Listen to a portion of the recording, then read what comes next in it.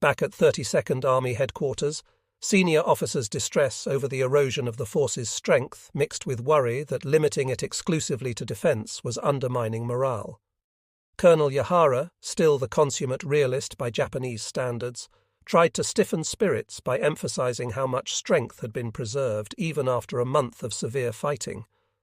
No Japanese force on any other island had held out so long, but few found comfort in such negative logic.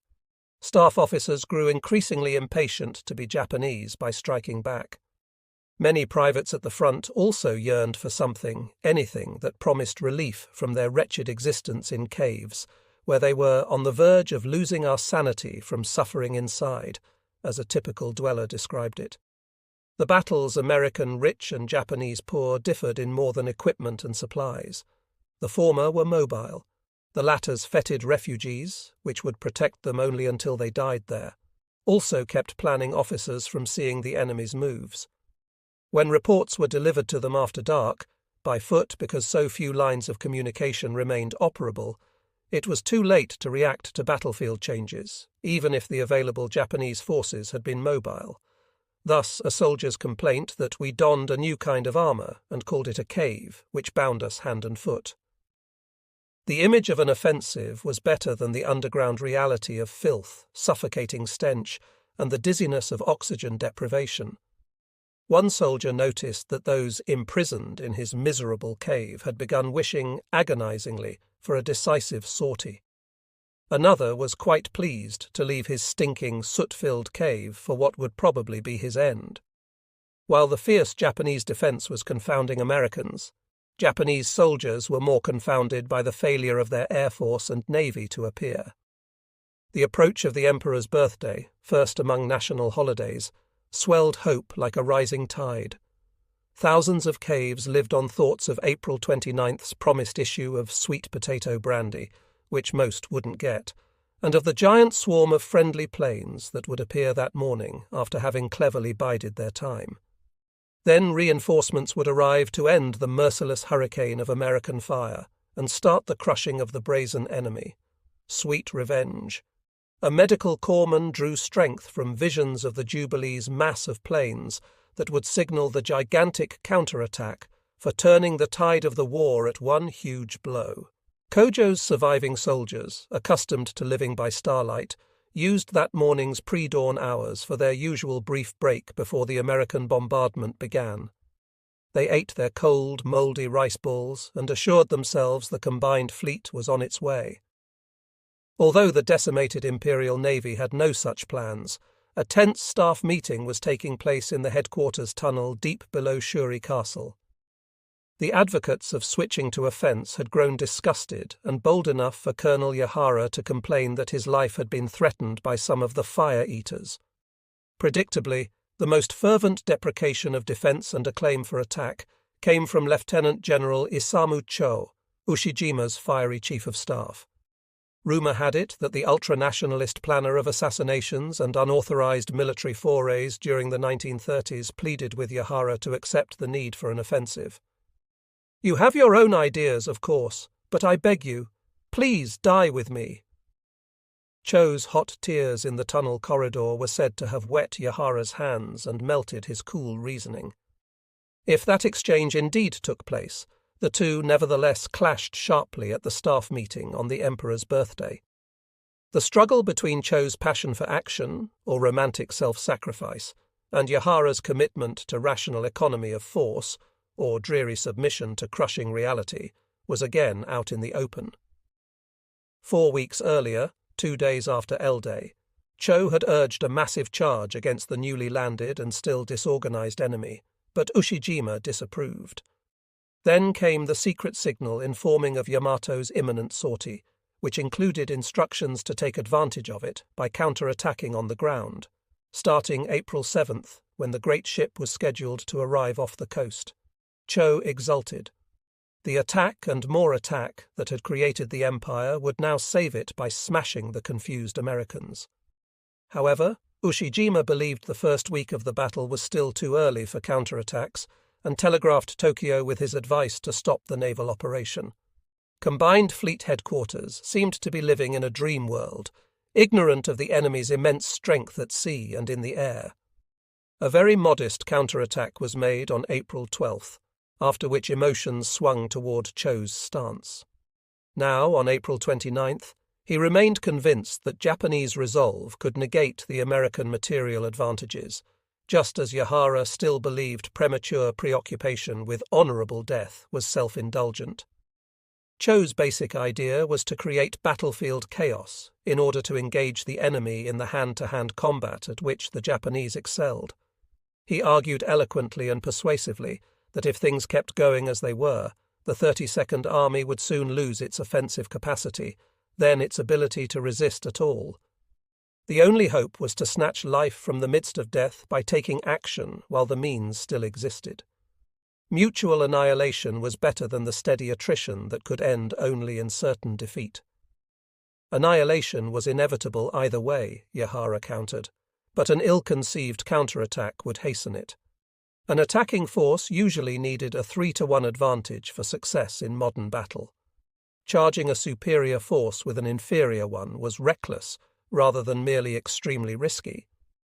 The losses, inevitably greater if the troops forfeited the advantages of their rear slope positions, would mean failure in the 32nd Army's primary duty of prolonging the battle as much as possible to give the mainland more time to prepare for its invasion. But a chorus of angry patriots who craved action at any cost all but shouted down Yahara's appeal.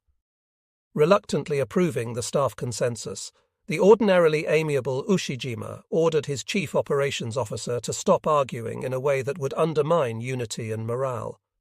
He scheduled a massive counterattack for May 4th. The following day, Emperor Hirohito, who'd been urging his advisors from the beginning to press for something similar, radioed a message from Tokyo. "We really want this attack to succeed." 5 days of intense planning and preparations followed. Kojo's 24th Division would be the main attacking force, the 62nd having been too weakened to participate. A tank regiment and infantry battalion were moved up from reserve and committed for the first time. The spearhead would be in sight of Kojo's position, although other units would make the initial breakthrough.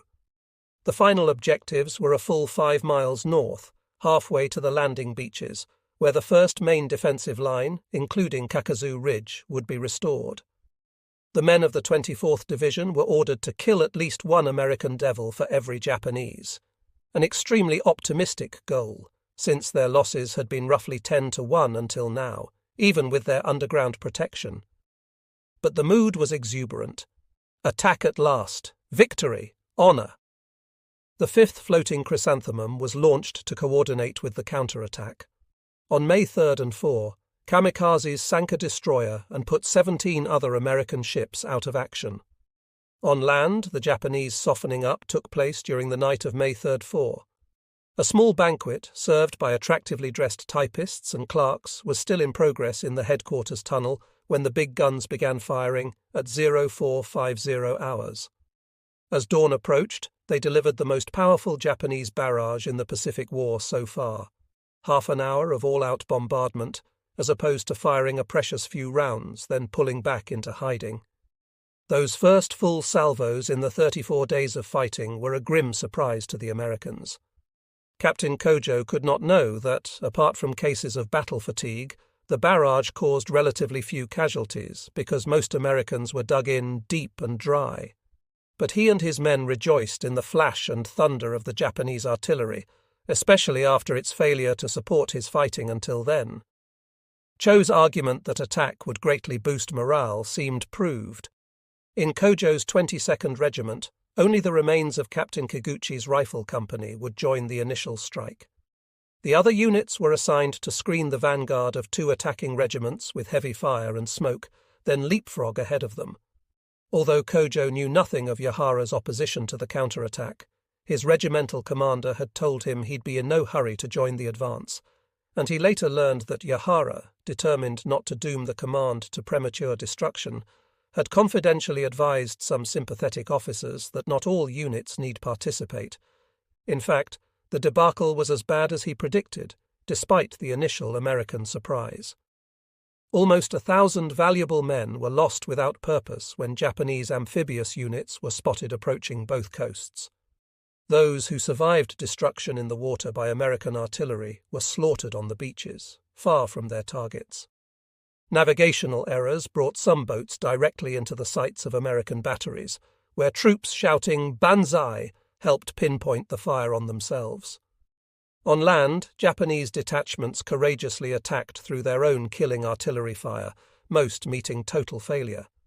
After small units on both sides moved closer to annihilation by the other's guns, Japanese weakness in numbers and logistics rapidly became decisive. Delayed by faulty transportation, 2 battalions of the 89th Infantry Regiment, a sister regiment of Kojo's 22nd, were caught in the open by American artillery, which cut down another 1,000-odd men in minutes.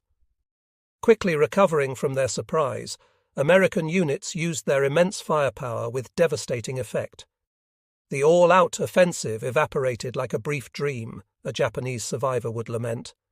When dawn arrived, our forces, which had taken advantage of darkness to penetrate enemy territory, were exposed on the surface, that is, not in a cave, and cut down by the typhoon of enemy fire from ships, planes, and howitzers. 2 nights later, a few bloody stragglers from an attacking platoon dragged themselves back to the cave of that survivor to report no gain whatever for the massive losses. All realized the huge expenditure of irreplaceable ammunition had also been for nothing, and, miserable and gloomy days, returned to the cave after its 48 hours of hope. Only 1 battalion managed to penetrate about a mile to the north. Part of a sister regiment of Kojo's 24th Division, it was commanded by Captain Koichi Ito, who was also 24 years old and involved in his first combat after taking command of his battalion in Manchuria. At the Imperial Military Academy, Ito had been an even brighter exemplar of regular army officer resolve than his classmate Kojo. Since arriving on Okinawa, he'd received a total of 1 letter and hadn't concerned himself about how many arrived or didn't arrive for his men. That 1 letter was from his father, a former naval officer who happened to be friendly with a high-ranking strategist fired for refusing to help plan the war against America. "If you start a war without first equipping the Air Force to match other leading nations," the strategist had warned, "Japan will be in ashes and you will hurtle to hell." But if that rare acquaintance with dissenting views gave Ito an unusual perspective on the war, it didn't weaken his commitment. Before the American landing, he rode his battalion relentlessly and won the highest commendations for digging fortifications, then refused to be sent home on the eve of L-Day despite a severe case of dysentery. Ito's battalion was situated a few hundred yards west and behind Kojo's on Kochi Ridge. Jumping off from there, he alone managed to advance as planned and survive the first day with most of his force intact. The Iron Captain attacked again at midnight, firing a flare at a hill mass called Tanabaru Escarpment, from which Japanese units had been driven almost 2 weeks before, to show he'd reached his first major objective.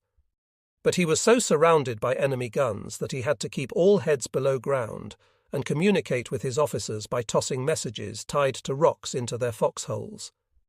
Just over a third of his 600 men, down from 1,000 before May 4th, were alive when he extricated himself, with supreme bravery and skill against overwhelming firepower, on May 7th. During the previous days, the success of his haggard force, with its severely limited armament and support, no tanks, rocket launchers, flamethrowers, suggests what might have been achieved with greater supplies and even partial air support. But Ito was the exception that proved the rule. The counterattack was acknowledged as having collapsed even before his second sally that midnight. On the evening of May 5th, the 32nd Army announced it would temporarily suspend the attack, claiming that it had inflicted sufficient damage. If the wording saved face for Cho and the staff officers, Ushijima couldn't undo the consequences of his second major strategic mistake after letting Karamaretto and the airfields at Yomitan and Kadena fall with almost no opposition. The loss of nearly 7,000 of his best troops was catastrophic. The 24th Division had been disastrously weakened. Japanese artillery was decimated. The exposure of the previously hidden ordnance enabled American forces to pinpoint and destroy 19 heavy guns on the first day alone.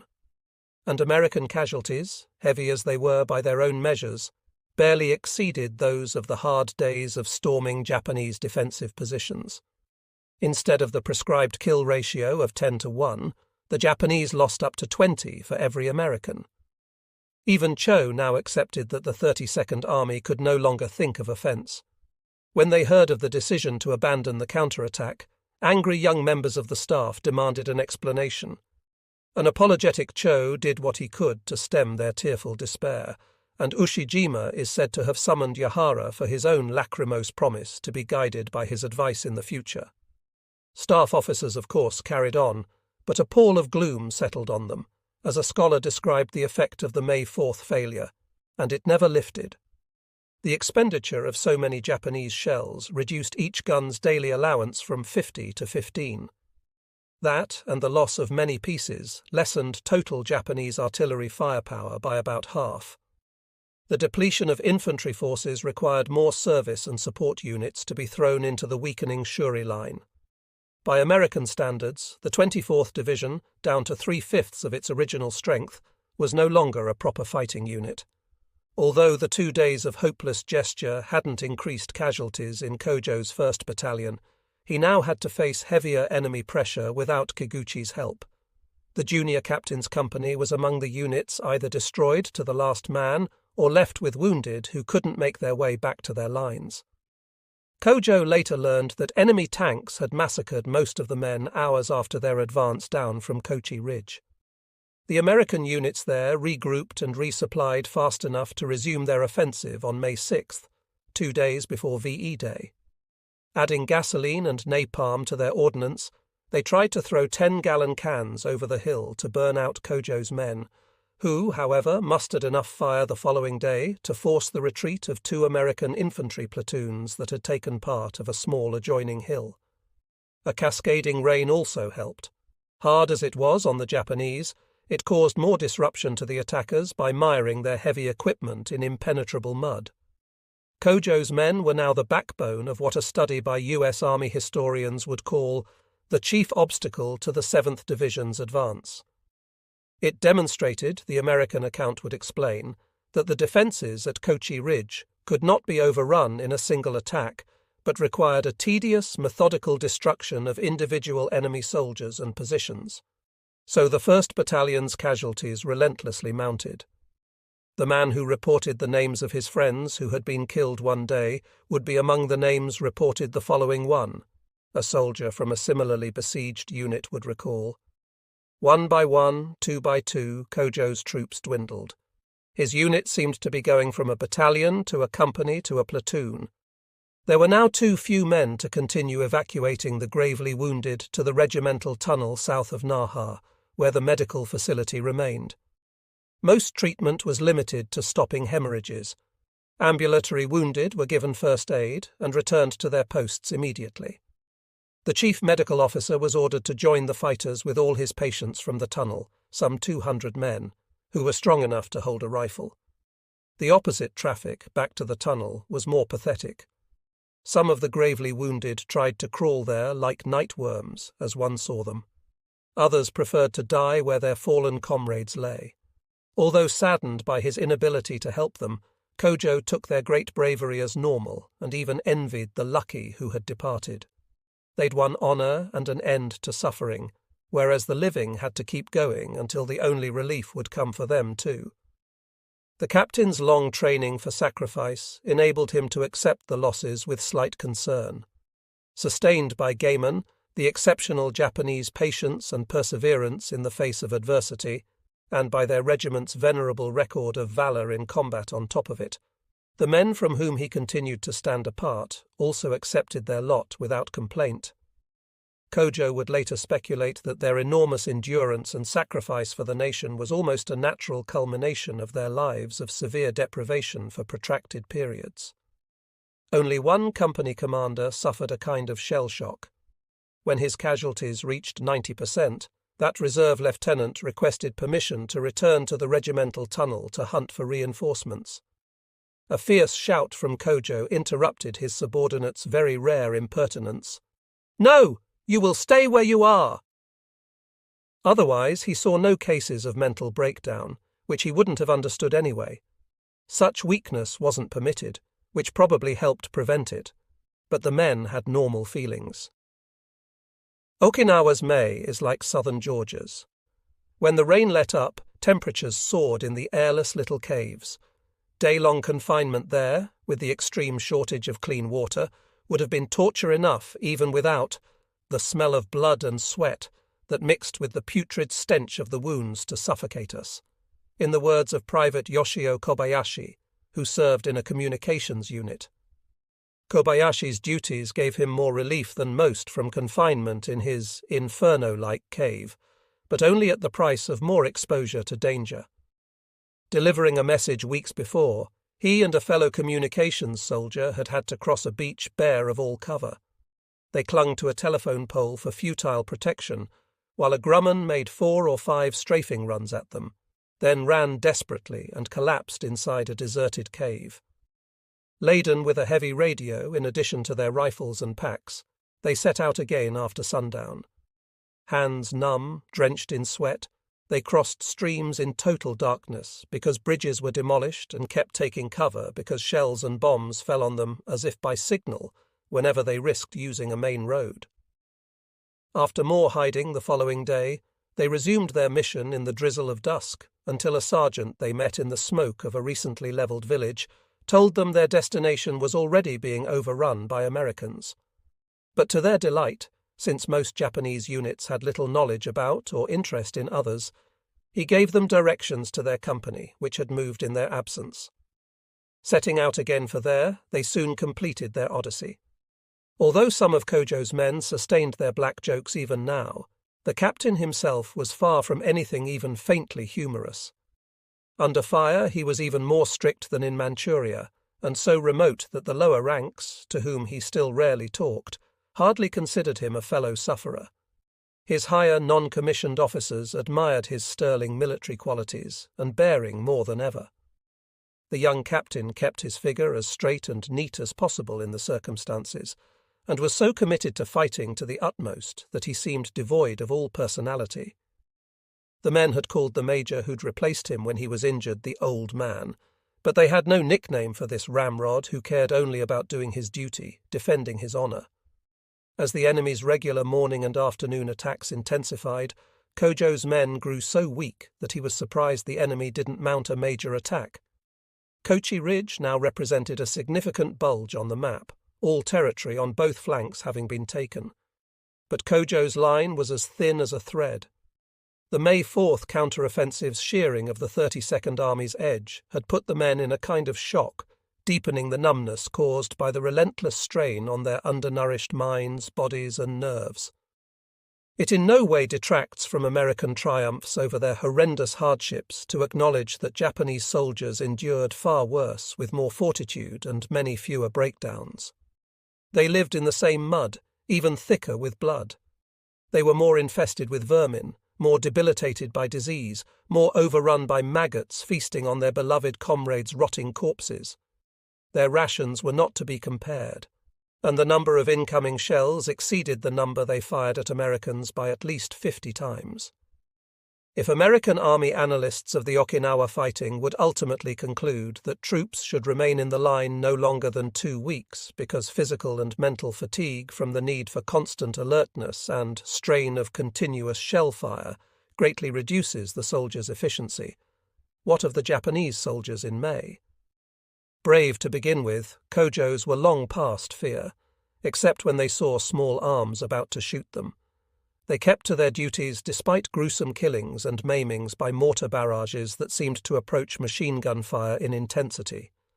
Yet their physical condition after the weeks of fighting on empty stomachs and with only catnaps worried Kojo more than the drastically inadequate supply of ammunition, which still had to be carried on foot from 2 or 3 miles south. At dusk, he left his cave with several young officers to inspect his remaining forces. Twice mortar rounds killed all others in his little group. Miraculously unhit and unhurt, he now allowed the shared pressure of the day and night ordeal to slightly narrow his distance from his men. But the Japanese army inculcated self-sufficiency in its battalion commanders.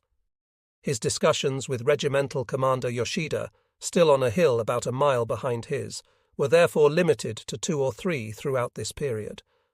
Nor did they have the American command's give and take between superiors and subordinates. Kojo reported his situation to Yoshida but never requested help.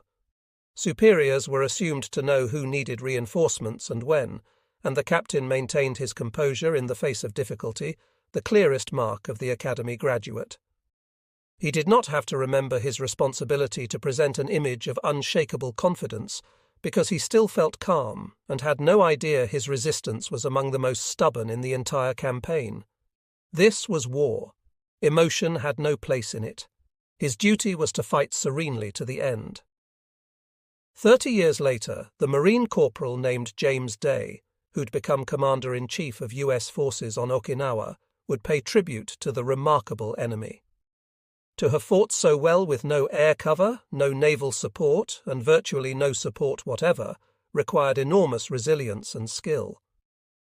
At the time, however, the American command felt no admiration for that, only frustration.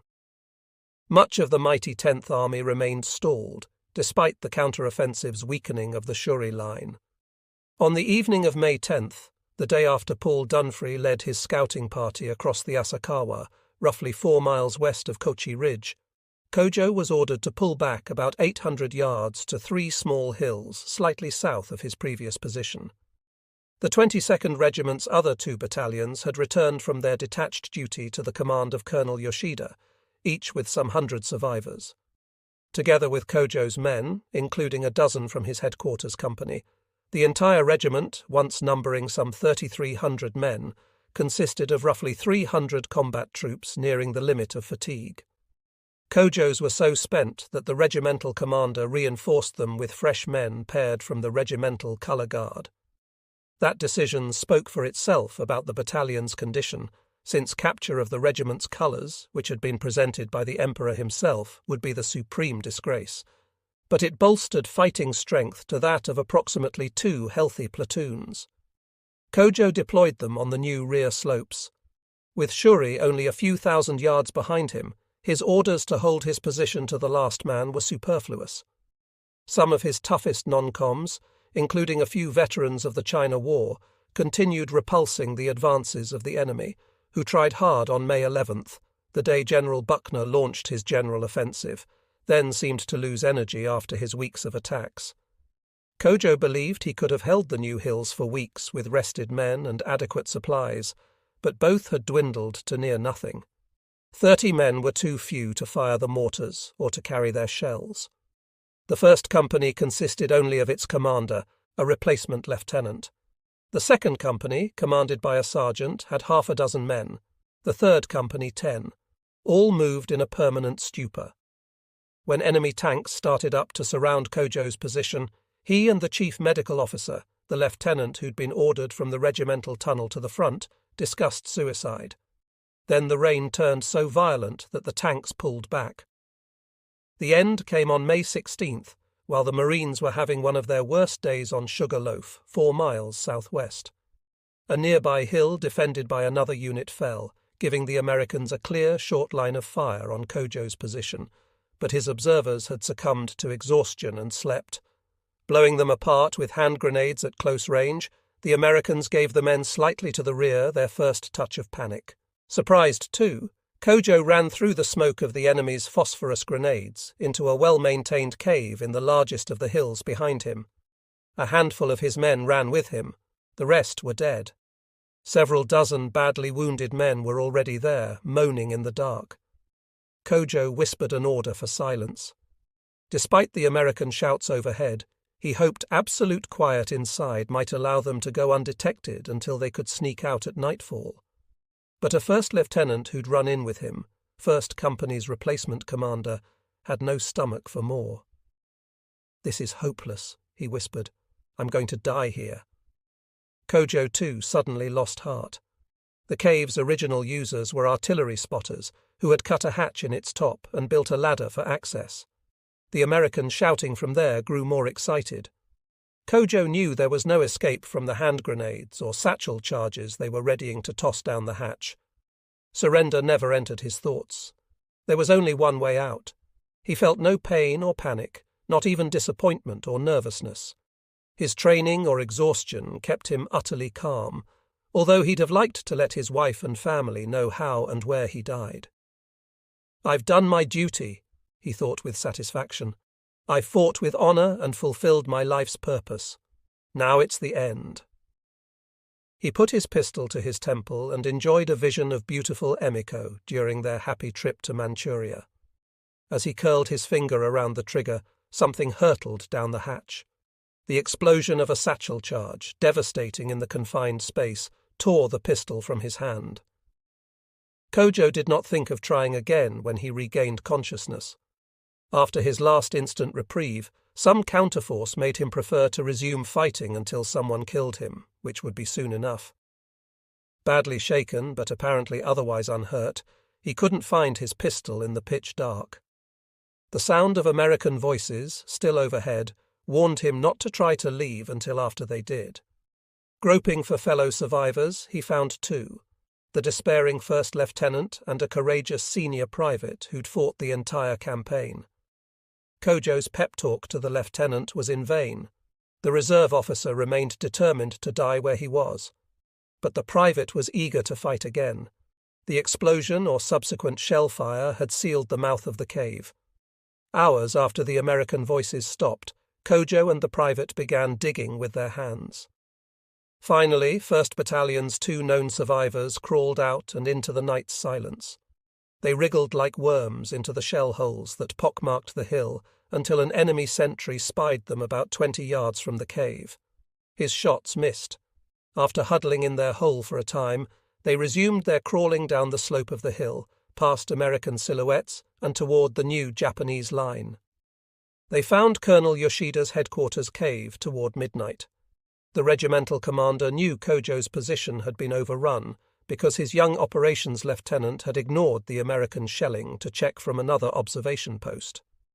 Now he seemed happy to see Kojo alive, although he'd known him less than 2 months. "I always put you in the most difficult positions," he said. "I had to, but I regret it nevertheless." He put out his hand. "You fought very well. You deserve our congratulations." Kojo fought back tears. Of course he must show no emotion. But now he knew, and was profoundly happy his regimental commander knew, that his position had held out longest on that front. 20. Ushijima abandons the Shuri line. Sugarloaf was taken 2 days after Kochi Ridge. Neighbouring barriers fell almost concurrently. The 6th Marines pressed on to Horseshoe Ridge behind Sugarloaf. The 1st Marines pushed up through slaughterous Wanadraw below Shuri itself, and the American Army divisions took Conical and Sugar Hills, as well as the Wart Hill Flat-Top Hill Chocolate Drop Triangle east of Shuri, where the defence network almost equalled that of the Sugarloaf Triangle to the west. May 11th to 21 could hardly have been more savage at every muddy knob and slope below those barriers. The 96th and 77th Army divisions together reported 2,271 wounded and 402 killed and missing. The dead below Chocolate Drop struck one observer as a skirmish line lying down to rest. Most of the 60,000 Okinawan and Japanese deaths so far had come in and around the Shuri line. Fewer than 500 Japanese prisoners had been taken, many unconscious or too badly wounded to resist or kill. There were even fewer prisoners the other way, partly because Americans were convinced, with good reason, that raised hands would court a quick death. Scores of wounded GIs and Marines played dead when enemy soldiers emerged after dark to strip bodies of wristwatches and rations. Those who lived to tell the tale endured kicks to their gaping wounds, fingers poked straight into their eyes, and booted jumps on their testicles. Almost all who failed such tests with a gasp or moan were finished with a bullet or bayonet. A few prisoners were treated as badly as in the American propaganda about all Japanese. 2 weeks after L-Day, 3 airmen parachuted onto Ishigaki Island, roughly halfway between Okinawa and Formosa, whose garrison had suffered casualties in an American air raid the previous day. 2 of the 3, beaten too badly to walk, were dragged to holes, where a Japanese captain, proud of his skill, acquired in China, neatly beheaded one. When a second executioner, having noisily boasted about being chosen, managed to cut through only half his victim's neck, sailors finished the job. The third man, whose unwillingness to answer questions during his interrogation condemned him to a less honourable end, was tied to a stake and used for bayonet practice. 2 other Americans were beheaded on Ozina Island, some 15 miles north of Okinawa, and 3 shot to death on Ieshima, where Ernie Pyle was killed. No such cold-blooded atrocities would become known on Okinawa itself, perhaps because no American prisoners were reported taken at the Shuri line, where the dead died in combat. But despite their numbers, 10th Army staff members believed they could see the end after the critical 10 days that melted the core of the defence. Gleanings from interrogations of the few Japanese prisoners supported the assumption that Ushijima was making his final stand where he'd hurt them most. The Japanese also took it for granted that they'd remain in the rump of their Shuri bastion until the last man was killed by the enemy or by himself. Rumours circulated about a plan to pull in all functioning units from farther south for a last-ditch effort near the 32nd Army Headquarters tunnel. On May 22nd, however, the commander called another conference, this one to discuss new contingency plans with his senior staff and high officers of his fighting units. With no more than a third of his combat strength to defend little more of the line than Shuri itself, Ushijima knew the full difficulty of his position. Imperial General Headquarters had abandoned the pretense of supporting a decisive battle on Okinawa. A week earlier, while his land battleships ringing Shuri were still repulsing their attackers, the ordinarily laconic general had requested reinforcements, warning that the fall of the line would mean the end of his organised resistance. Tokyo's answer was a promise of commando-type raids. One was actually mounted 2 days later on Yomitan Airfield, which had been taken on L-Day and now teamed with American planes. The Japanese allocated 12 obsolete bombers for the assault, each carrying a dozen paratroops from an elite unit that planned a suicidal attack with grenades and explosive charges. But mechanical trouble kept 4 of the planes on the ground, and when radar detected the others' approach, 7 of the remaining 8 were downed by American anti-aircraft batteries firing an almost solid crisscross. Riddled with shell fragments, the single surviving plane managed to belly land at Yomitan, where its crew leaped out together with the dozen commandos, demolition charges tied around their waists. Before being killed to the last man, they destroyed or damaged 27 planes and much aviation fuel and munitions. Happy news of the field's retaking went out to the soldiers of the 32nd Army. In fact, it was cleared of debris and put back in operation the following morning, and the Japanese made no further attempt to land troops on Okinawa, so close to their airfields in China, on Formosa, and on the mainland. Only the kamikaze raids continued.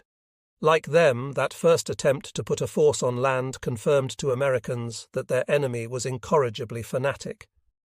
Pilot Samuel Hines was shocked by a raider blowing himself up with a grenade held to his belly. Hines reasoned the point of the May 24th raid was self-destruction rather than destruction. He was appalled by his own conclusion that the true end of the war for the men I was fighting against was not victory, but death.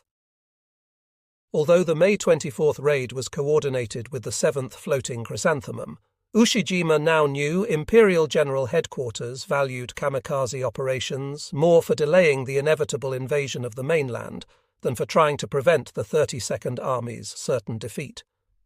Having had no illusions about winning since he lost the 9th Division, he now had none about reinforcements either. However, he did have options, which was why he called his key conference on the evening of May 22nd. He'd found a way to forestall the end. 2 evenings later, American spotter planes flew over Shuri Castle to help direct gunfire from several ships led by USS Mississippi. Her crew had no idea an earlier battleship of the same name had closed on the same target. The first was the sometime flagship of the squadron that opened Japan. Astute, arrogant Matthew Calbraith Perry stopped in Okinawa on his way there and back and dictated severe terms to his utterly innocent, unwilling hosts. "Poor Okinawans," said appalled members of his party of that first American-Okinawan encounter. An embarrassed clerk on the earlier Mississippi called the island a mouse in the talons of the eagle. She arrived in May 1853. The Commodore gave calculated insult to a welcoming party and announced to its leading official, a courtly elder with what struck one of Perry's men as the most dignified demeanour, that he intended to call on the castle. One American thought the Okinawan party looked grave enough to be going to an execution. With great courtesy and tact, they implored Perry not to make his call. Countering that he expected a reception worthy of his position, Perry gave orders that his men could go ashore wherever they pleased. On a date he chose for his self-invitation, a sedan chair he'd ordered made for himself bore the vain Commodore in his most impressive full-dress uniform along the lovely winding roads from the port to the castle. "I cannot conceive of a more beautiful pageant," he would write. The beauty included 2 field guns and 2 companies of Marines, whose presence finally forced unarmed Okinawans to open the symbolically important gate of courtesy at the entrance to the castle grounds. Some members of his party watched his gun-toting overbearance in dismay. It was a struggle between weakness and right and power and wrong, for a more high-handed piece of aggression has not been committed by anyone. A lay missionary and Chinese linguist who served as his translator would write, managing to escape the censorship Perry tried to impose on reports from Okinawa, lest any contradict his own. "I was ashamed at having been a party to such a procedure, and pitied these poor defenceless islanders." So it went for the remainder of this visit, as well as most of a second one, when Perry returned after putting his demands to Japan. Grave American insults, including an assault by a sailor, widened the cultural misunderstandings. Officers sent ashore to secure housing forced open locked gates and took possession of what turned out to be a schoolhouse. When all attempts to repossess it failed, Okinawans brought fruits and vegetables for its squatters. Other commandeered buildings included a temple, and threats to occupy Shuri Castle itself were supported by manoeuvres on ship and shore to display the squadron's overwhelming weaponry. In a charitable moment, Perry called the Ryukyu Islands as pleasant as any in the world, and Okinawans industrious and inoffensive. But he, proud of interposing a little Yankee diplomacy against the natives, displayed immediate force at their every failure to show the deference he felt was due him and his country. The Commodore behaved throughout as if Okinawans were as duty-bound to obey as he was entitled to command. Setting out for Japan the second time, he left behind an armed party proclaiming he'd hold the Ryukyus under limited authority until he'd secured his objectives in Tokyo. In Perry's defence, it should be said that the same imperious resolve that abused the gentle islanders seemed necessary for his diplomatic assault on Japan. Commodore James Biddle, his predecessor in trying to negotiate with Tokyo 7 years earlier and 16 years after Japanese had fired on an unarmed American merchant ship, had been repulsed, scornful Japanese interpreting his conciliatory approach as weakness.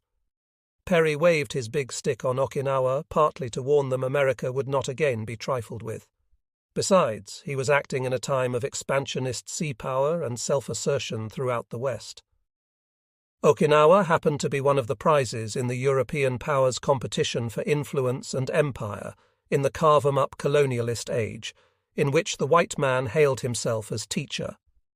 Perry's personal hauteur aside, he was up against old empires that were eager to claim all the rich prizes of trade, prestige, and domination for themselves. He might simply have taken a slice of Okinawa, as the British had taken Hong Kong from China just 11 years earlier, and the Portuguese took Goa from India. But Okinawans felt little gratitude. Perry's instructions for convincing the regent to sign an agreement laid power on the line. Let the mayor clearly understand that this port of Naha is to be one of rendezvous, probably for years, and that the authorities had better come to an understanding at once. Persistence in trying to sustain their own laws and customs, which they have no power to enforce, would surely involve themselves in trouble. The Commodore used the same tone when threatening to occupy Shuri with his Marines. "It is repugnant to the American character to submit to such a course of inhospitable discourtesy," he said, referring to the resistance to his landing. His double talk had a 20th century ring. "Americans," he added, "are always regardful of and obedient to the laws of the countries in which they may happen to be." Such rot rested on implied racial superiority, as if Okinawans hadn't had enough of it from Japan. Before his final departure, Perry demanded a treaty stipulating that Okinawans must in the future service American ships and citizens with great courtesy and friendship. A preamble stated that the servants were signing voluntarily. When they refused, the Marines were again sent ashore to force them. Meanwhile, a party had planted the Stars and Stripes on an Okinawan pinnacle they named Banner Rock, as if Americans had discovered the island. Perry knew why the simple islanders didn't want him to come ashore. An English ship had received the traditional native hospitality only 30 years earlier, but since then the Satsuma lords ordered Shuri to keep foreigners out. The Commodore had written the Secretary of the Navy that Okinawans, disarmed as they long have been, have no means, even if they had the inclination, to rebel against the grinding oppression of their rulers. But instead of showing compassion for the semi-captives, he punished them more. Solely concerned with American national interests, in his own expansionist view of them, the high-handed intruder puffed with his own virtuousness, and even convinced himself the Okinawans much appreciated him for it. That set the pattern of American-Okinawan relations, severely one-sided exchanges that would take place on the latter's land, at their expense. The island's poverty only tightened the cycle of the powerful and self-righteous extracting concessions from the poor and weak. Perry rested his actions on the strictest rules of moral law, America's goodness and wisdom making the justice of his demands self-evident. Japan's worse aggrandizement grew out of greed for Okinawa's trade and her sense of herself as supreme, without the Christian self-assurance, but with other myths of similar effect. The two powers that held themselves morally superior in their respective ways blithely violated a modest people who made no such claim. At one point before Satsuma's conquest, a Shimazu lord offered to settle a debt with ownership of the Ryukyus, to which he had no claim whatever. No less imperiously, Perry proposed annexing Okinawa as a base for military operations against Japan if his mission there failed. Such were the attitudes of rapacious earlier centuries, as if the 20th would be easier on the Okinawans. Now, 92 years after the Commodore had had his way with the defenseless island, the modern Mississippi took aim on the same Shuri castle, making ready to demolish the 16th century monument and centre of national life. Little was left of the surrounding area. Okinawa had been taking heavier naval bombardment for a longer period than any other battle site in history. Even in the north, buildings were levelled that might have served military purposes, although many didn't. But the island's southern third fared far worse. Except during bad weather, most places even hinting of defensive value there had been under fire from sea and air for almost 60 days. Shuri Heights had been a prime target from the first. An expert would calculate that 200,000 rounds of artillery alone were fired into the little city of about 5,000 houses. Naval shells and hundreds of thousand-pound bombs completed what a native called the laughter of metal shrieking through the air. But the walls of Shuri Castle, built of coral block by 10,000 people 3 centuries earlier, had withstood the pounding. It was those ramparts, 20 feet thick at their base and towering to more than 40 feet, on which Mississippi trained her 14-inch guns on May 25th. American infantrymen with time to look could see naval shells cooling from white to red as they arced toward the target. Soon Colorado joined with her 16 inches. Cracks began to appear after a second day of almost continuous salvos from both wagons, which moved closer for a third day of work. By the evening of May 27th, the huge walls had crumbled, and the epicenter of 5 centuries of Okinawan culture was rubble. Extolling its loveliness shortly before the war, a Japanese artist called the castle area of about 300 acres, the size of a large college campus, the most beautiful in Japan. Other castles were grander and other beauty spots more impressive, another Japanese admirer explained in 1938. But Shuri Castle's site, structure and views of the sea and gentle, undulating hills formed a unique ensemble. How can we find in Japan such a perfect combination of nature and culture? Now all was gone. Only stone fragments remained of the fairy tale little roads that had wound to gardens and ponds. Magnificent ancient trees were stumps, some still smoking. Around them the city too was cinders, dust, and the stench of rotting flesh. Quaint paper and wood dwellings with stone walls and pretty little terraces had been blown to bits or burned to the ground, hardly leaving an ash. Japanese soldiers who'd occupied the grounds of the old royal residences a week after L-Day drove away Okinawan custodians who were trying to bury or otherwise protect priceless treasures, from magnificent gifts of Chinese emperors to ceremonial artifacts of the Okinawan dynasty. By late May, the loss was virtually total. Only a buried chronicle of the Okinawan people from the 15th to 16th centuries was almost certainly still there, but Okinawans would find it gone when they would be permitted to return to the old capital. The 22 volumes were snatched as souvenirs and smuggled to America. When they were at last located, it took almost 10 years of pressure and pleading to convince a naval commander to return them. Naha's devastation was also complete, although the Americans needed a few more days to mop up Japanese snipers and mortar platoons concealed in the capital's ruins. On May 23rd, 5 days after the securing of Sugarloaf, Marine troops crossed the Osato River, now swollen and muddy from the relentless rains, and fought their way into the city's northern outskirts. The stench of rotting bodies was so strong that the pilot of an observation plane had to cover his face with his hands, even several hundred feet in the air, and with a fresh sea breeze blowing. Another pilot saw a wall standing, not a single entire building, but just that one white wall, rising uselessly from the ruins. No more concerned with civilians than the average American, he nevertheless also noticed that all the neighbouring villages had been destroyed and the people who lived in them killed or driven into camps. From the ground, a Marine infantryman saw the former city of 65,000, almost 15% of Okinawa's population, as debris. Naha was a deserted, bomb-levelled pile of rubble without even a passable street. The contrast with Guadalcanal and other primitive or deserted islands Dick Whittaker had seen in the Pacific may have made his imagination richer. In early June, when his company pushed through the largest city ever taken by Marines, and the first Japanese city taken by any Americans, fragments of theatres and other buildings suggested to him that it may once have been a fine liberty town. But other Marines saw only a blackened, smouldering wasteland where practically not one stone remained on any other stone except for in an occasional piece of a building's facade. Perhaps just because too little of the capital remained to suggest what had been lost, it prompted little American sorrow. Native sorrow also tended to go elsewhere. Although the Japanese had changed the capital to Naha soon after annexing the island, Okinawans still loved Shuri.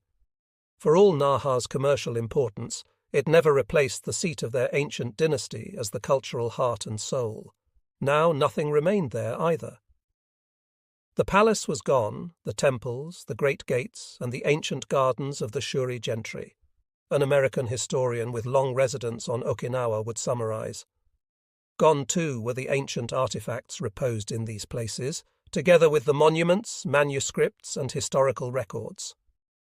The obliteration of so much of a distinct culture was an incalculable misfortune. Weary, wary units of both the Army and the Marine Corps entered Shuri 2 days later. Droves of Japanese and Okinawan corpses and rotting trunks of army horses lay beside heaps of rubble. The hardiest architectural survivors were the bell tower and concrete walls of a small Methodist church built 4 years before Pearl Harbor, together with the concrete shell of the 2-story normal school where Masahide Ota, still delivering 32nd Army messages, had studied. Just 2 groups of unwanted foreigners had previously forced their way into Shuri during its long history as the capital. The ruthlessly expansionist Satsuma Japanese, who invaded in 1609 to end the island's independence, and Matthew Perry's landing party in 1853. With good intentions and bad, out of callous greed and perhaps unavoidable necessity, brave warriors of the same two nations had now managed to utterly demolish the centre. London's blitz, Berlin's blasting, and even Leningrad's blockade caused less proportionate damage to their respective countries' national wealth and heritage than the loss of almost all the symbols of Okinawa's independent past. More than the desolation, what interested 10th Army staffs was the relatively moderate opposition encountered during the final push into the city. They didn't know it came not from the Japanese 32nd Army making its last stand near the headquarters tunnel, but from skeleton rearguard units assigned to delay and deceive. For Ushijima had evacuated the bulk of his depleted forces. Announcement of his intention to do so was why he called his May 22nd conference, after planning the surprise move since May 18th, when Sugar Loaf finally fell. Some of his divisional commanders disapproved. Although the south teemed with caves, few had been converted to strongpoints. Besides, it seemed right to fight to the end in the main fortifications where so much blood had been lost. But Colonel Hiromichi Yahara, the chief operations officer, again criticized their desire to die an honorable death at Shuri as useless sentimentality, and Ushijima overruled all objections. That made Shuri's capture, so long a major goal, less significant than the Americans had expected. It signaled the end of the hardest fighting, but not the greatest killing. Militarily, the evacuation was a great success. 32nd Army headquarters was reinstalled in an excellent, if far less elaborate, position in the far south, just a few miles below the beach where the 2nd Marine Division had feinted a landing on L-Day, and critics of General Buckner's frontal tactics proposed a real second landing to outflank the Shuri line. The staff quickly resumed operations from there, but once again the benefit to Japan, this one even more temporary, was at Okinawa's expense. During the rest of the campaign, and for decades afterward, civilians would pay the heaviest price for Ushijima's skill. Had 10th Army commanders known of the withdrawal, they probably could have shortened the campaign by weeks, bombing, shelling, and outflanking it into a rout. But the 11th hour operation was superbly accomplished because the Japanese had good luck on top of their astonishing ability to persevere, despite the hardship of loading and marching all night on empty stomachs. The rearguard force fought cleverly and skillfully enough to allay American suspicions for several crucial days, the same days whose bad weather helped prevent reconnaissance and intelligence from making sense of the isolated movements of men and equipment that were spied on the roads leading south from Shuri. The pullout began almost immediately after the May 22nd conference, when the rain was still so heavy and ground-level fog so thick that the aeronautical ceiling remained effectively at zero. Concealed last-minute withdrawal was nothing new for Ushijima. He'd used it all along, at Kakazu Ridge on April 24th, for example, where he'd fired artillery barrages and taken advantage of a foggy night to fall back from the fortifications there just before his troops were encircled. If American staffs had learned the lesson of their surprise when they finally took Kakazu, they forgot it by now, a month later. And although southern-moving Japanese columns spied during a partial clearing on May 26th were bombed and strafed, other columns were reported moving north. American intelligence therefore assumed that Ushijima, far from withdrawing, was replacing his wounded and most exhausted troops with fresh reserves from the south. More confusing was that some of the columns appeared to consist of civilians dressed in white. Many were actually disguised Japanese soldiers. That prompted anguish even among some of the most pro-Japanese Okinawans, who foresaw that Americans, after uncovering the subterfuge, would take less care not to shoot civilians. It made sense to the Americans, further misleading them about the clever withdrawal, that civilians were evacuating south from Shuri. Their planes had dropped a deluge of leaflets urging just that, and also the wearing of white for protection from shooting. Those circumstances were largely responsible for misinterpreting the movements on the roads, until the rains returned with a vengeance on May 29th, 30 and 31, reducing visibility to near zero just when the last major unit of Captain Kojo's 24th Division pulled out. Thus, the massive withdrawal was accomplished with far better order than the Japanese could have expected in their dismal circumstances. Excellent planning under Yahara and stoic execution had extricated the 32nd Army to fight not just another day, but almost another gory month. When the skies cleared and intense air reconnaissance resumed, 10th Army staff members were amazed that so much of the garrison had managed to pull out. Still, Americans knew they were over the worst, and many resumed their overconfidence. Even at that stage, they underestimated the Japanese ability to endure hell in order to die gloriously, killing the enemy. As for the civilian population, it was neither side's business, or only peripherally their business. Both had all they could do to fight their unprecedentedly demanding war. 21. South from the Shuri Line. When Tadashi Kojo left the Shuri Line critical days after the general withdrawal, his mental and physical condition reflected the 32nd Armies as a whole. After crawling to regimental headquarters from the observation post where he'd attempted to end it, the captain was in no shape to exercise command, even if his battalion had still existed. He spent the next 12 days about half a mile from doomed Shuri Castle, his first relief from the exhausting fighting that had begun for him on April 26th, 3 weeks of continuous tension with almost no food. Now he rested in the protection of a well-built bunker that served as a signal centre on the rear slope of Shuri Heights.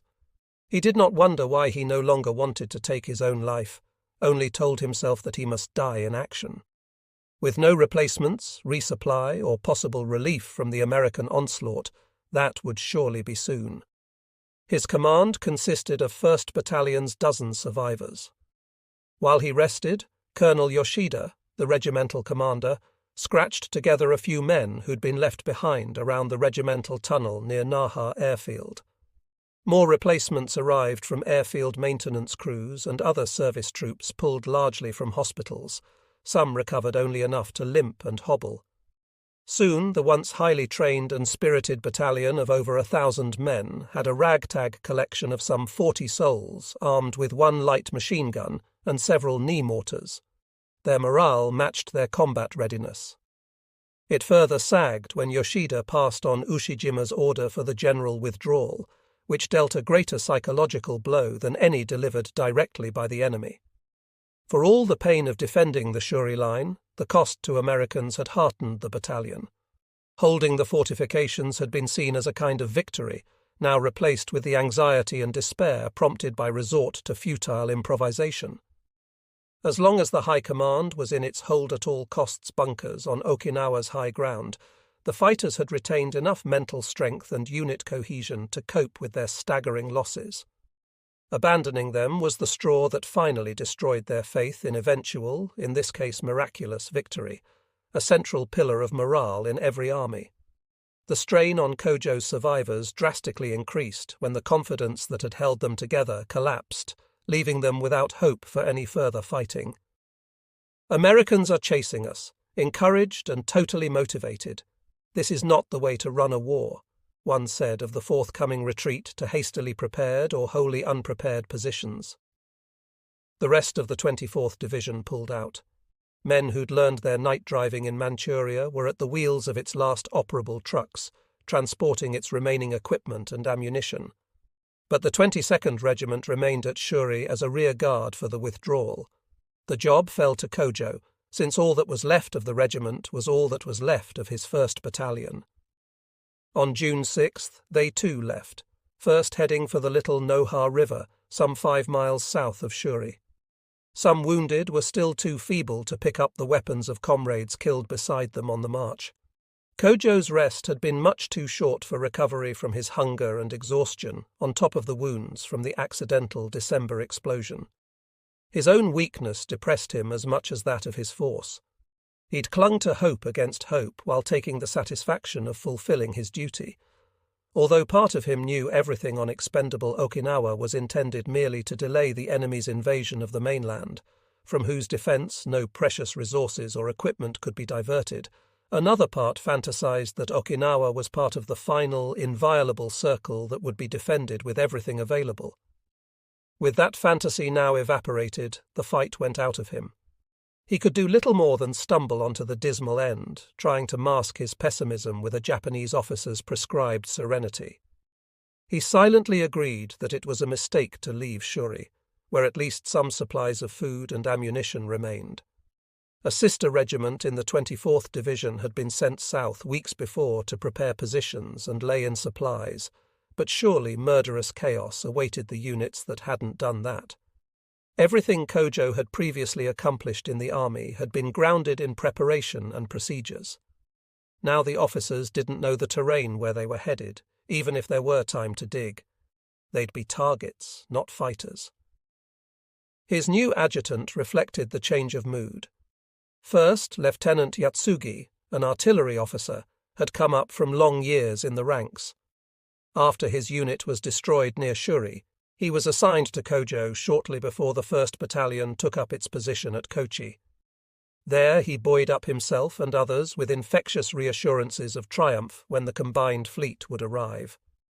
"When's it coming? Today?" he'd ask with a smile during the worst bombardments. Now the cheery chatter was gone. Yatsugi and most of the men held their tongues in Kojo's presence, but they were deeply discouraged, especially, as Private Yoshio Kobayashi put it, because they had no idea where they were going or what would happen when we got to the unknown destination. The enfeebled soldiers were ordered to carry as many weapons and as much equipment as possible.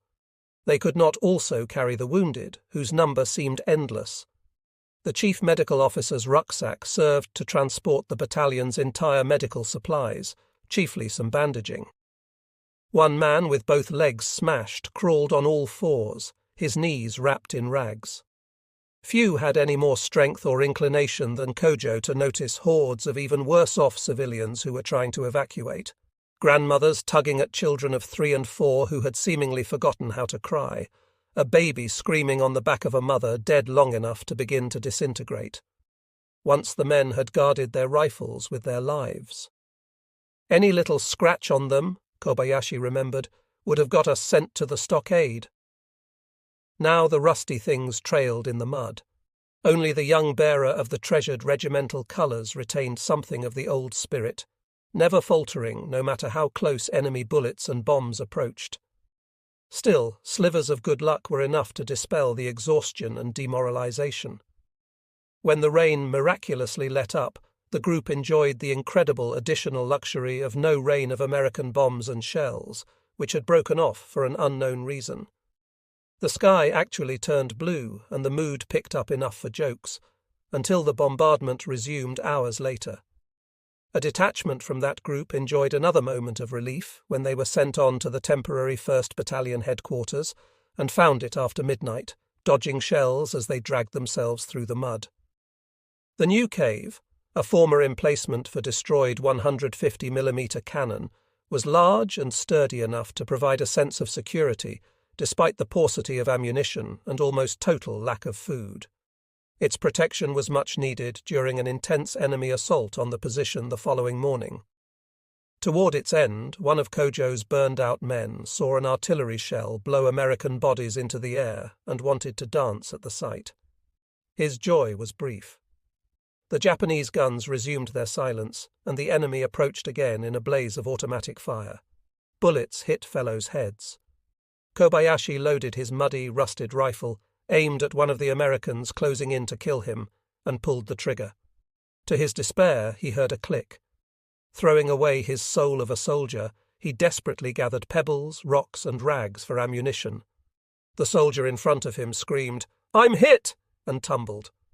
Kobayashi accepted that his turn would be next, but dusk fell and the Americans broke off to make their night preparations.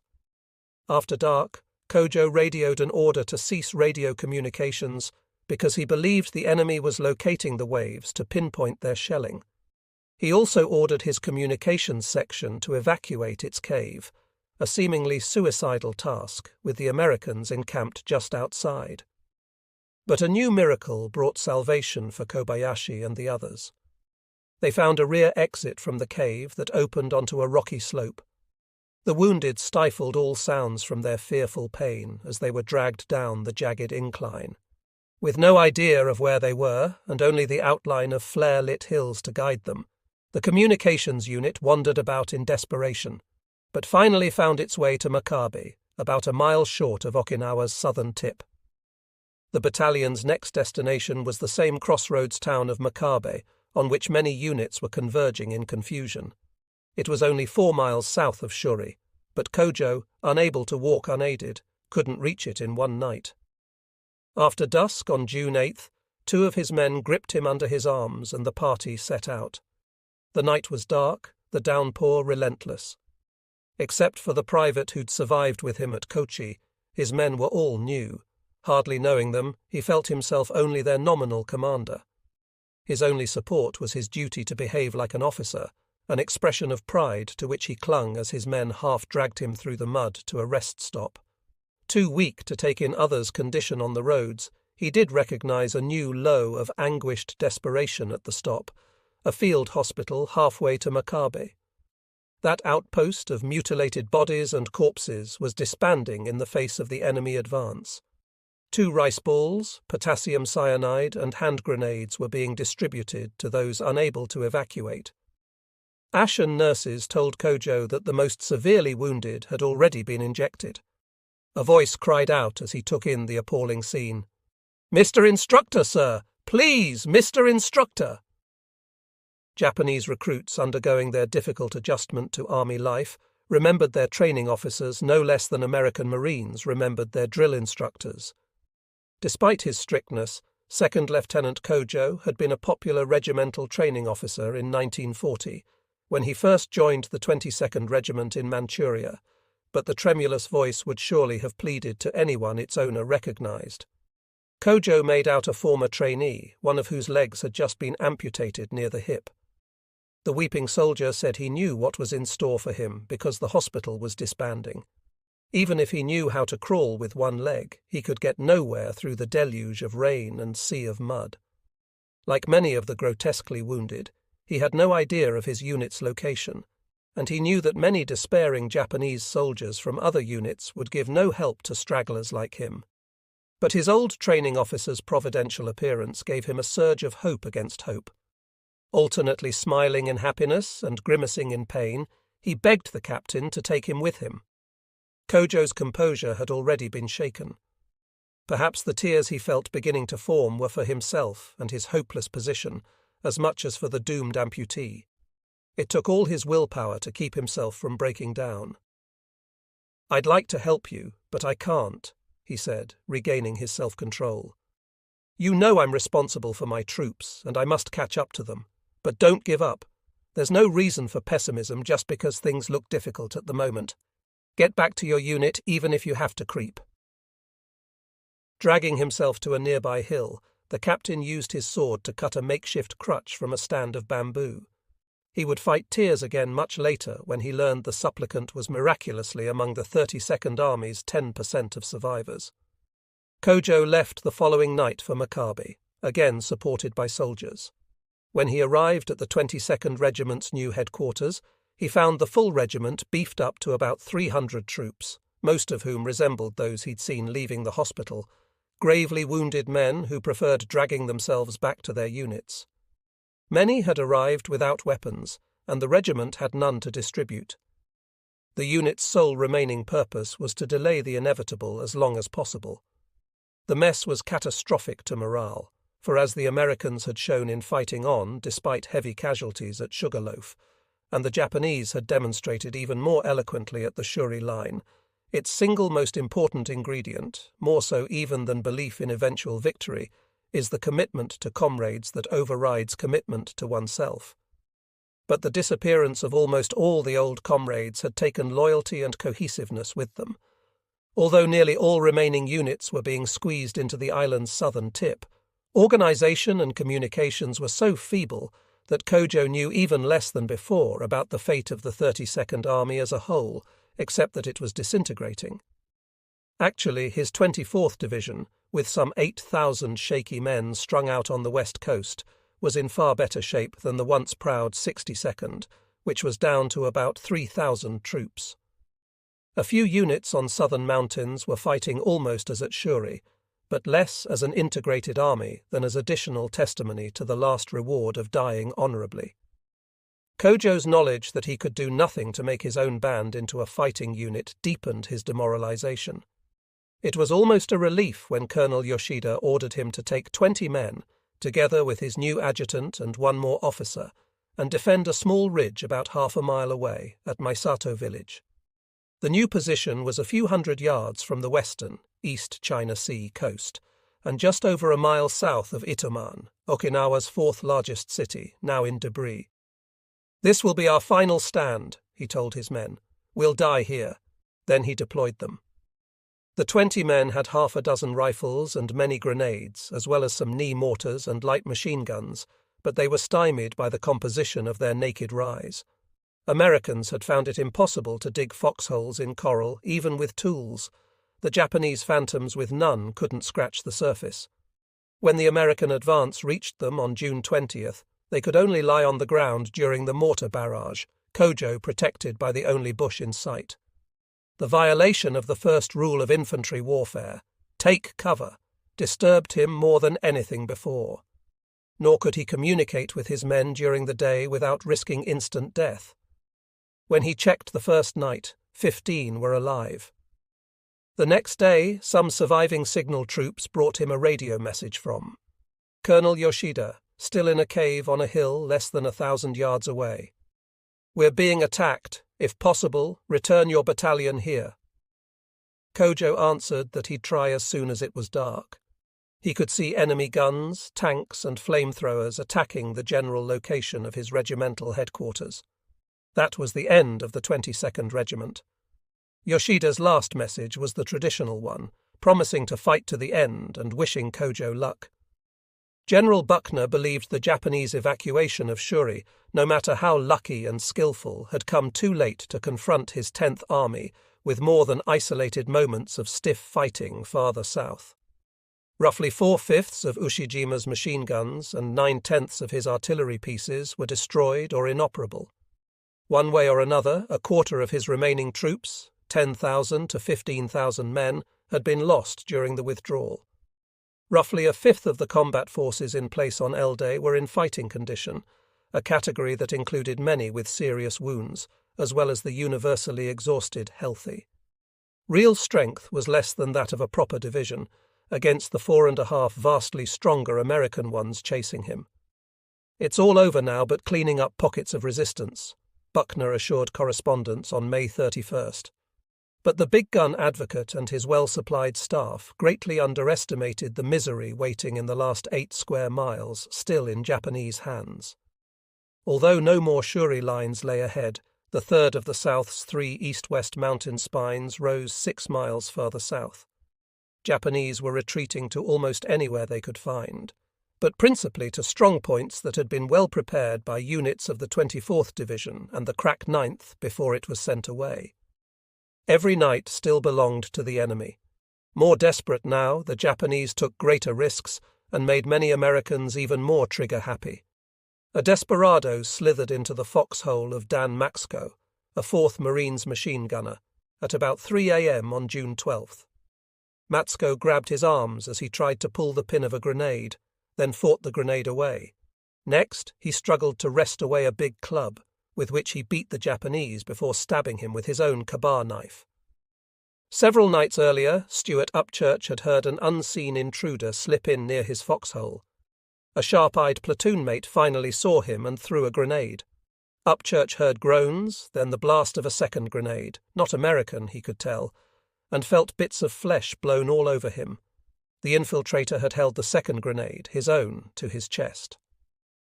Near midnight, another Japanese penetrated even closer than the first, until caught by a 10-gauge shotgun from about 4 feet away. Marines loved shotguns and filched all they could from supply depots. The blast tore off some of the second infiltrator's face, severed a hand, and blew apart his chest. Still later that night, a third Japanese ran back and forth just outside the platoon's line until he was killed by a cascade of grenades. Japanese persistence puzzled and frightened the platoon. They'd come to our lines, we'd kill them, and that was that. Still, many Americans felt an even greater threat just because the sorely pressed enemy appeared more reckless in the dreaded dark. "At every rise you never knew," said a Marine whose company took more casualties after than before the Shuri line, although that was rare. "Every night you never knew." Every break was still greeted with relief before the advance resumed. During the first fortnight in June, Army divisions pushed south on the east coast and Marines on the west toward the last mountain spine in Japanese hands. A participant in that fighting on more level, Open Ground described it as being in a 1-acre park with someone you had to find behind some bush and kill before he killed you. Makeshift Japanese positions occasionally pinned down units until they were extricated by smoke screens or tanks. An American squad encountered a large rice paddy and knew they'd be pigeons when they had to cross it. They ran in single file, 10 yards apart and as fast as they could through the watery knee-deep mud.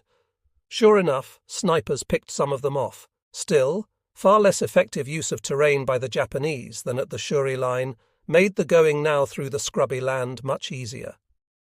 The strain of the daytime fighting was also reduced by the sharp drop in incoming artillery and mortar fire and many fewer machine gun emplacements. And the weather improved. In June, the mud dried to make inordinate dust. A single car on pre-war Okinawa's dirt roads raised a thick cloud of ochre particles. Now each truck, tank and self-propelled gun in the fleets of them temporarily blinded you until the slight breeze could clear the air, an army officer noted. The dust also choked people so regularly near the main roads that one of the principal expert recommendations about equipment after the campaign would be for goggles and dust respirators to be issued to all personnel. But dust was easier to take than mud, as long as there was a steady supply of drinking water. With less danger creeping, crawling and tiptoeing to Japanese-occupied caves, the Americans could devote relatively more attention to flushing them out. Although some units liked to skirt as many caves as possible, more tried to miss none in their path, since many surely housed the coming night's infiltrators. Dick Whittaker's second wounding, which earned him an examination on a hospital ship and a night on an actual cot in his regimental hospital, took place in early June. Feeling better for his rest and hot meal, he returned to his company and found his machine gun squad reorganized in his absence because it had been reduced to shreds on Sugarloaf. He was made a runner for his company commander, replacing a previous one who'd been shot through the head while standing beside that officer. But when the company was advancing in early June, and he had no messages to deliver at a given time, he advanced with the others. To drive the occupants from where they could deliver return fire, the attacking unit fired heavily into cave mouths and gun ports, with the help of tanks, when available, as they would be at Kojo's final position. Then they usually shouted, "Dete koi! Dete koi! Come out! Come out!" loudly and repeatedly, often with bullhorns. A few linguists added, "Shimpachina! We'll give you food and water!" No answer in a reasonable time set the blowing party to work. Thousands of caves were neutralized by a method so practiced that it would have been routine if not for everyone's knowledge that a second's lapse in concentration could be fatal. Members of a team kept the occupants from peeking out of the mouth by pouring heavy rifle and bar fire into it, while others mounted the cave and looked for cracks, crevices, or an air hole, ventilating shafts in more elaborate installations on top. From there, one of a variety of explosives was dropped inside, or several in combination. When explosions sounded inside caves before any payloads were dropped, the kamikazes they signified were welcomed. In that case, valiant or foolhardy American volunteers sometimes entered the darkness, after an appropriate interval of silence from within. At a more or less typical opening in a limestone hill, an interpreter repeatedly shouted the "come out" call from 50 feet away. A woman in faded pantaloons and a ripped blouse eventually appeared at the mouth with a naked baby on her back and a child of about 5 at her side. Repeated assurances she wouldn't be harmed drew the woman a few steps into the open until angry shouts from inside pulled her back there. 3 blasts soon shook the hill, and the woman, now headless, was among 10 shattered bodies the Marines found in the cave's wreckage. The others included the 2 children, their arms almost severed, and another baby. Pieces of infant and parental flesh adhered to the walls, a common sight. Many American teams entered caves to see families clustered together, their torsos ripped apart or brains blown out by a grenade exploded by a parent who was still clutching the children. But explosions were not relied on for a full flushing because they often killed only a portion of the people inside. The attackers had to do most of the work themselves. Experienced cave blowers tried to save their dynamite satchel charges for the largest targets. A demolitions specialist would crawl to a ventilation hole, or sometimes the mouth, with the charge, light it, and wait 6 or 7 seconds to prevent the occupants from tossing it back out, which often happened to inexperienced teams. Then the specialist would run. In other cases, fragmentation and white phosphorus grenades were used, or gasoline or flamethrower napalm was brought up in drums, poured into the upper openings, and ignited with a phosphorus grenade. Since unaccompanied grenades were rarely effective except in the smallest caves, some Americans used homemade bombs of C2, an explosive putty packed in a can with a grenade for a detonator. General Buckner called all that the blowtorch and corkscrew method, something highly inflammable being the blowtorch and explosives the corkscrew. Americans liked the white phosphorus grenade for its smoke. Partial cover for when they decided to storm caves, the most dangerous method of all. The chemical stuck to the skin and could not be removed by water or any solution available to the 32nd Army, let alone civilians. Vaseline worked, but the Okinawans didn't have any, or anything else, an American corpsman noted. Some likened the light of the blue flame with which it burned to that of massed fireflies.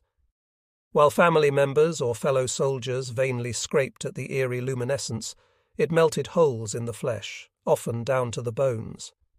By the time most victims lost consciousness, the mud around them also glowed. Other times, American grenades set off munitions stored inside. Although supplies of Japanese shells were scanty in the south, their petric acid sent up an acrid yellow smoke that was more lethal than anything dropped, thrown, or fired inside. It took more lives than the explosions and flames. Similarly, flamethrowers caused many more deaths by suffocation than by burns, the flames consuming all the oxygen in many of the smaller caves. The weapon that most terrified Japanese soldiers was the new long-range flamethrower mounted on Sherman tanks and adapted to shoot a mixture of gasoline and napalm. Although not the final answer to cave cleaning that the 10th Army planners had hoped for, those tanks, with flexible hosing for use on inaccessible terrain, greatly helped. Otherwise, ordinary man-mounted flamethrowers were used, and it was a measure of the universality of fear that the men who operated those symbols of World War II inhumanity themselves trembled each time they waddled toward the mouth of a cave. With 95 hugely awkward pounds of equipment and volatile liquid strapped to their backs, the volunteers for that hazardous work couldn't carry a rifle or a carbine, terrifying in itself. They had to take extreme care not to trip and fall, in which case they couldn't get up without help, and might easily themselves be incinerated by a bullet hitting their tanks. Unable to crouch or quickly hit the ground, silhouetted against the sky from inside the caves, they were vulnerable targets deprived of the infantryman's first protection of taking cover. You couldn't see them in there, but they could see you, a perfect bullseye without a rifle, Evan Regal would recall, still a little wide-eyed at the memory. No matter how short of ammunition they might be in there, all it would take was just one round. My heart pounded when I went out, every time. It could take a combat eternity of 15 heart-stopping minutes to approach a cave and find the necessary stable footing, another factor that made flamethrowers' casualties much higher than among ordinary infantrymen. Knowing their vulnerability and value, the riflemen with whom they worked tried to give them as much cover as possible, but it was always too little. Of 16 flamethrowers on Charlie Hill, the small strongpoint just north of Sugarloaf, Evan Regal and 3 others survived. Fearless on the outside, the tough farm boy quaked within. The uninvolved tend to recoil from cave flushing as unfair slaughter of the trapped. Those who had to do it were all caught up in the heavy work and deadly risks. "This is all a bloody business," a Marine wrote home about those weeks. But I'm here and digging my foxholes just a foot deeper than the next guy. I've said enough prayers to write a full-size book and thanked God twice as many times for surviving so far." After the explosions, the attackers readied to resume firing on the mouth unless the blasts had sealed it.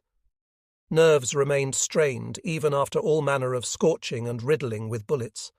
Since no volume of fire or explosive could reach all recesses of the larger caves, each man in sight of an entrance remained a potential target. When occupants began emerging, natives were often first, sometimes shoved from behind. Almost all Americans tried not to shoot them. A large percentage inevitably failed because they'd learned to fire at the slightest hint of unusual movement from anyone but children and the elderly. Killing civilians was a devastating experience for most, especially when they hadn't known who was inside the blown caves. But although dismembered corpses of women and children deeply shocked teams that peeked inside, they were among the war's costs, like those gunned down as they emerged. Before the blasts, Americans couldn't differentiate between caves sheltering natives and Japanese, or a mixture. After them, they were hard-pressed to distinguish among the people stumbling out. A pious Marine found it pretty hard at first to accept that our people were shooting human beings who weren't necessarily military, but after I saw what their people, including civilians, did with their hands up, I worried about us, not them. I wanted to leave Okinawa alive. While most of the hands-up tricks were performed by soldiers rather than civilians, some of the former were now wearing the latter's clothes. A portion of them feigned surrender just long enough for a thrust into a loincloth for a final grenade. Small as their number was, it was large enough to implant the lesson into the jittery Americans. A Japanese makes a move to give himself up, but lifts his arms at the last minute, and out tumble 2 hand grenades, Evan Regal would remember. That wasn't talk, I saw it. You couldn't trust a single one of them. That was why all civilians between the ages of roughly 10 and 60 were regarded as potential booby traps, and why the prime rule was not to take your eye off the devious Japanese for a second until they could be searched. If they had anything less than a terrified look on them, fingers tightened on triggers, another veteran would remember, we were pretty terrified ourselves, and some of us were pretty eager to fire away. If you didn't feel so threatened yourself, you might have had tremendous pity for the human wreckage in those underground dungeons, a fellow added. During the night of June 11th, a long line of civilians wrapped in dirty blankets headed toward an American unit from farther south. They had nearly passed the forward positions when a vigilant sergeant sensed something wrong. He and his men raked the line with machine gun fire, then found that many of the group were Japanese soldiers with grenades and demolition charges under their blankets.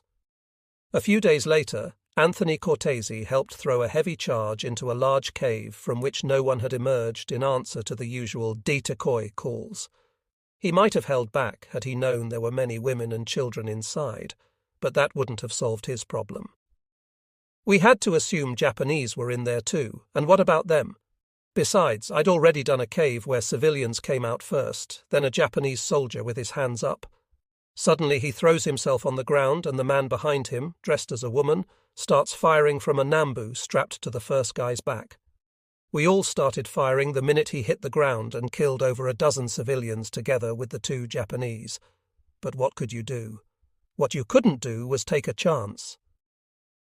A barrel-chested Japanese with his hands held high aroused the suspicion of a lieutenant from Captain Owen Stebbins's G222 company. The lieutenant didn't know precisely why he shot him dead with his carbine from 15 yards, but as he fired, he alerted his men with a great shout of "Fire in the hole!" which saved their lives by sending them instantly prone. His bullet caused a large explosion. Barrel Chest had wired himself to blow apart as many Americans as possible together with himself. Much later, a handful of Japanese would express regret for such subterfuge in accounts heavy with sorrow, chiefly for themselves. Kenjiro Matsuki, the first baseman for Japan's first professional baseball team, watched fellow soldiers make a white flag in order to inch within grenade-tossing range of Americans. The veteran sportsman would feel ashamed to relate such things. Yet what else could we do at that point? Perhaps that was a new expression of Japan's old tendency to believe her oppression by foreigners justified any subterfuge. Dick Whittaker approached caves with typical anxiety. You'd see a stick peeking out with a white rag tied to it, but what was on the other end? Civilians? Japanese trying to draw your fire so they could get in a last shot back? Let's say a woman comes out, then a woman with a baby, then a couple of kids, and then a man. Who the hell is he? If he's a soldier, is he armed? Years later, we learned the Japanese army had a percentage of Okinawan Home Guard conscripts who took their families with them when they retreated. But we had no clear idea then of the relationship between civilians and soldiers. Infantrymen find some little security in predictability, but it further decreased when units combed fields patched with scrub. The day after Whittaker was made a runner, his new unit was held up atop a slight rise in an area that had been subjected to some preliminary clearing. Privates were rarely told the reason for such delays, this one even happier than most, because a welcome sun was shining after the weeks of deluge and mud. It would quickly grow stronger, replacing the hardship of perpetual wet and cold with tropical heat, and giving Whittaker one of his indelible memories of June. Japanese bodies so bloated by gas that their skin was about to burst, much like, he thought, a boiled knockwurst. But no Japanese, dead or alive, was in sight at the moment, and a member of the party named Nick Tredemis walked down from the little rise to relieve himself. Living together like a wolf litter and plagued by dysentery, the others took no particular notice of the squatter in his open area, until a friend of Whittaker's named Jean Lewis detected a movement some 25 yards away. It was a Japanese soldier sneaking up on him with a bayonet tied to a bamboo pole. Lewis dropped to a prone position and whispered, "Watch this." When his rifle was steady, he shouted, "Hey Nick, what's that?" and pointed to the approaching Japanese. The sight of the bayonet caused Nick to cut short his business, pull up his pants, and grab his rifle in a single movement. When Lewis shot the intruder a second later, the others howled with the gusto of comic relief. A similar incident 2 months earlier might have ended tragically for the group. If Lewis had shouted before setting up for a sure shot, the attacker might have thrown a grenade at Nick. If one of the others had charged down the rise before Lewis fired, and the soldier with the bayonet was the point man for a patrol behind him, or bait for an ambush, the charger might have been shot. But before opening the curtain on his little number, Lewis knew exactly what was needed to be certain of a kill, while the others instinctively made no move except to take aim too and survey every bush in sight before they laughed.